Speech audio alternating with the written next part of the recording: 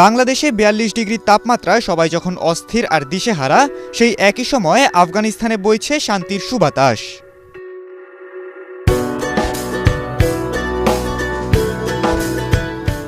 মাত্র ১৬ ডিগ্রি সেলসিয়াসের তাপমাত্রা নিয়ে শান্তিতে দিন কাটাচ্ছে ইমারত ইসলামের আফগানিস্তান।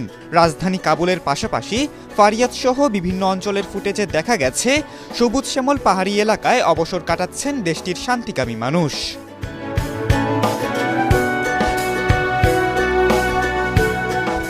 শুধু তাপমাত্রাই নয়, আবহাওয়ার কোয়ালিটি এবং বায়ু দূষণের মাত্রাতেও আফগানিস্তান থেকে ঢের পিছিয়ে আছে বাংলাদেশ।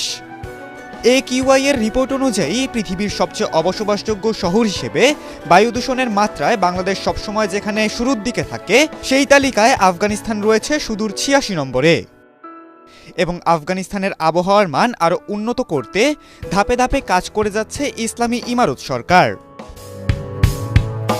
রাজধানী কাবুল সহ বড় বড় শহরগুলোতে পরিকল্পিতভাবে বিশাল বিশাল পার্ক এবং উদ্যান গড়ে তোলা হচ্ছে।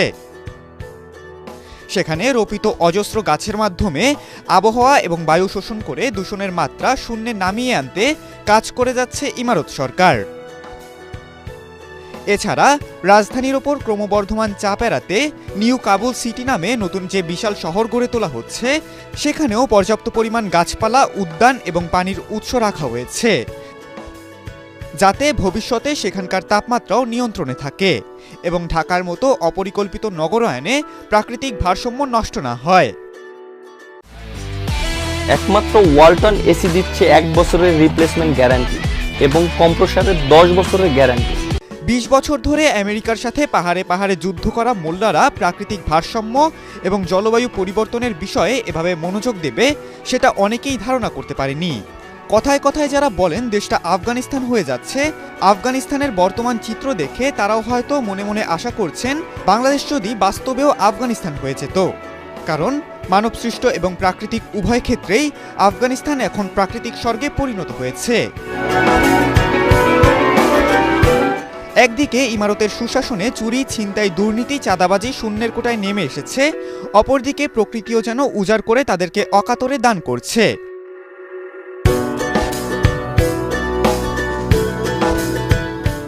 পাহাড়, ঝর্ণা, নদীনালা, টসটসে রসালো ফলের পর এবার তাপমাত্রাও তাদের অনুকূলে চলে এসেছে। প্রায় ৪৫ ডিগ্রি তাপমাত্রায় হাঁসফাঁস করতে থাকা বাংলাদেশিরা যখন শোনেন যে আফগানিস্তানের ১৬ ডিগ্রি নাতিশীতোষ্ণ আবহাওয়া বিরাজ করছে, তখন যে কারোরই হৃদয় মন সেখানে উড়ে যেতে ব্যাকুল হয়ে উঠবে। খালিদুল ইসলাম তানভীর, ATN বাংলা।